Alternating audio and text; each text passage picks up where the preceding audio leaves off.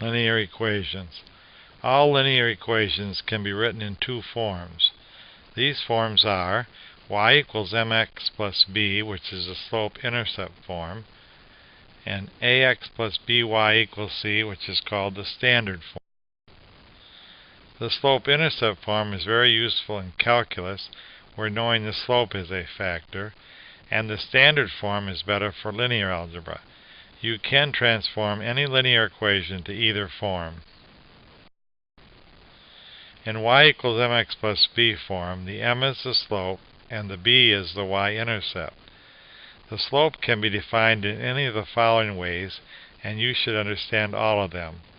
Slope equals m, and we let m be the slope a lot because of the slope-intercept form of the equation, is equal to rise over run, which is really the change in y over the change in x, y2 minus y1 over x2 minus x1, which is the change in y over the change in x, and then change in y over the change in x also, and then delta y over delta x, where delta means change in y over the change in x. The one I prefer is the last one. It is simple and used in many fields. The Greek letter delta always means change in, no matter whether you are dealing with a business problem, social sciences, or mathematics. Problem 1. Find the equation of the line that passes through the points -2, 3, and 3, -7. Solution. Whenever you see equation of a line, the slope-intercept form of the equation should come to mind. Y equals mx plus b. Step 1. Find the slope. So m equals delta y over delta x, which means change in y over the change in x. So if you go from the left-hand one, the -2, 3, to the 3, -7, you can see that y changed to -10. It went from 3 down to a -7, so it's a -10. And the x went from a -2 to 3, so that was a change of 5. So then we reduce that and we get a -2, so the slope is a -2. Step 2, find the y-intercept. So we take the original form of the equation, y equals mx plus b, and then in place of the m we put our newfound slope, which is a -2. So now we have y equals a -2x plus b.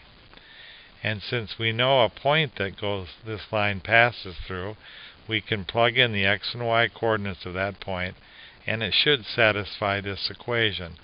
So I'm going to just use the first one, -2, 3. So in place of x, I'm going to put a -2, and in place of y, I'm going to put 3. And once again, I use parentheses where the x is and parentheses where the y is, and then I put my number in. That'll just increase the chances I won't follow up with a negative sign or some other small point. So now I have that equation 3 equals a -2 times a -2 plus b. So I have an equation with one variable, so I can find that variable b. So then that goes to 3 equals 4 plus b, which implies that b is equal to a -1. Now I can take that b equal to -1 and put it back into my equation. I get y equals a -2x minus 1. Now checking, I could check the other point, which was 3 and -7. So once again I put parentheses where there's an x, and I put the 3 in that place and the -7 in place of the y, and then I check to see if the left side equals the right side.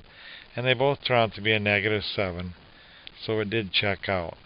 So y equals a -2x minus 1 is the line that passes through a -2, 3, and 3, a -7. Problem 2. Graph the following linear equation. Y equals 2x minus 1. Solution. You can graph a line using any 2 points or the slope-intercept method. In this class, you should be able to graph a line using either method. So first we'll do plotting 2 points.